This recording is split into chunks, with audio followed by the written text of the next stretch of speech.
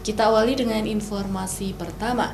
Saudara, Badan Narkotika Nasional Provinsi Aceh memusnahkan barang bukti narkotika berupa 14 kg sabu dan juga 16 kg ganja di halaman gedung BNNP Aceh pada Kamis pagi. Barang bukti ini dimusnahkan dengan cara di-blender dan dibakar. Badan Narkotika Nasional Provinsi Aceh melakukan pemusnahan barang bukti narkotika hasil dari pengungkapan kasus 2022 di halaman gedung BNNP Aceh pada Kamis pagi. Adapun jenis barang bukti narkotika yang dimusnahkan berupa 14 kg sabu serta 16 kg ganja kering siap edar. Kedua jenis narkotika ini dimusnahkan dengan cara dihancurkan menggunakan blender serta juga dibakar. Untuk kasus pengungkapan sabu, tim BNNP menetapkan 3 orang tersangka berinisial Z, MS, dan Z. Ketiganya ditangkap di Desa Buruh Bugeng, Kecamatan Narussalam, Aceh Timur.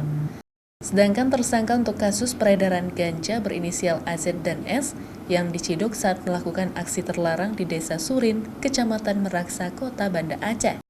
Jumlah semua barang bukti yang kita musnahkan yaitu narkotika jenis sabu seberat 14 kilo dan ganja 16 kilo lebih. Ini pemusnahan pertama di tahun 2022 ini, dan ke depan kita optimis lagi untuk melakukan pemusnahan narkotika yang lebih banyak lagi. Saat ini, kedua kasus tengah ditangani oleh Kejaksaan Tinggi Aceh.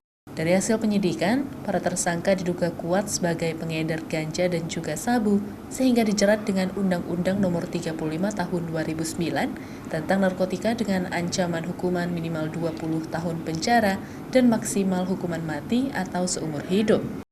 Kegiatan pemusnahan ganja dan sabu ini dalam rangka memperingati Hari Ulang Tahun BNN yang turut melibatkan Kejati Aceh, BB POM, Polda, serta petugas Bea Cukai Aceh.